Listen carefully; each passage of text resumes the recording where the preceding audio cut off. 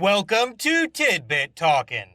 This is a series that consists of spewing out assorted thoughts which arose from somebody who thinks too much, taking in, and generally loving various entertainment media by the boatload. These tidbits may be little theories, observations, or simply jokes. Please bear in mind that all these ideas come from the perspective of somebody who's experienced every main story bit connected with whatever is currently being gone over. So spoilers will be here. However, other works set in a shared continuity will typically solely be referenced in a way that only makes sense to anybody who's also fully experienced those ones up until their same time occurring points. Sort of a coded nod kind of deal. Now, with all of that out of the way, here we go. Appearance in Japan. Yuta facing Starman after everybody else, and with only the Mega Buster to boot, makes it seem like he's doing some sort of self-spark challenge to keep things fresh after finishing MM5 a plethora of times. At the very least, this is his second playthrough, seeing as he knows it's actually Wily's stages which come last, not a proto-fortress. Also, theme music from that stage of said Cyber Celestial Sir sticks inside this young gamer's head up until the story's end, because his current custom quest getting interrupted really stung, and was consequently weighing him down mentally all night long. Wily is capable of surviving would-kill normal human levels of falling distance because his status as a game world being grants him certain special physical law-bending attributes. Specifically, since alternate Albert originates from a universe where he only ever gets stopped by Mega Man, everything can be tolerated up until said righteous robot runs into him. In other words, the dude possesses a sort of event flag invincibility. Also, he's really successful at getting things done over relatively short time spans, as long as he's far away from the Blue Bomber, because most of his work is finished during backstory bits. This could be referred to as off-screen super competence. Somewhat related, mere massive mech marching, massacring millions, isn't a thing because finally encountering Mega Man changes his rule set so he can't do much damage to the world beyond assaulting his greatest foe. After all, their in-game battles don't really feature any collateral damage. In a similar and yet quite opposite vein, Proto Man can save everybody rather easily, with nonsensical actions like putting out fires with his blaster despite the main bro's identical weaponry having no such effect, because his status as cool character who pulls off whatever awesomeness is necessary during apparently hopeless situations grants him event flag Swiss Army knife offensive capabilities. Wish upon a star. Wily getting thrown into Light's lab via glitch after Mega Man exits into the real world again during their latest final showdown must have something to do with minigames endings containing a moment where their hero arrives home just as credits close. Roll possessing the ability to give Doc Dubious quite a beatdown must stem from her appearance in a few Capcom vs. games providing typical scenario exit activated ultimate combat strength kind of powers. Anyway, Light building a time machine, along with glasses and this magic surfboard which lets Mega Man chase folks using said vehicle through history, could very well be because the fact that video games can and should be played through multiple times lets their world's inhabitants achieve any feats relating to make everything happen repeatedly. That whole thing where Wily can only be stopped on July 7th would boil down to two simple weird game world species unavoidable behavioral quirk deals. 1. Dr. Light's role in the games usually involves him not reacting to his former friend's fiendish funkiness until things are well underway. 2. Mr. Metal Hero over here can't truly interact with villain confrontation hoopla until there's a complete level for him to approach. The showdowns aren't able to happen until the round skull fortress that's totally not a death egg or star gets finished. Proto Man isn't in the time machine's pilot seat while everybody's enemy is held captive because he doesn't want to ever not be facing this backstabbing addict. Future beware. The not real game contained situation showcased at this episode's beginning with combat armored roll and an impending brother battle inside some sort of sizable stone structure. Seems like it's a thing because Capcom gifted that kid who their mascot crossed dimensions to hang out with an unreleased prototype for business benefiting bunk. Light deciding that Wily should be checked on an entire year later may have something to do with parts of him hoping nothing bad will happen because there's always a chance his old pal will actually reform. This duo of Santa-shaped scientist and Cyan section sun are apparently obsessed with time traveling in 1 month intervals because that's normally how long they wait between games covered crises in their home dimension. Of course, Wily actually destroying Japan and building a dangerous new Sky Nation in his place could only happen because Mega Man's extended disappearance let him stay in hyper-competent backstory mode for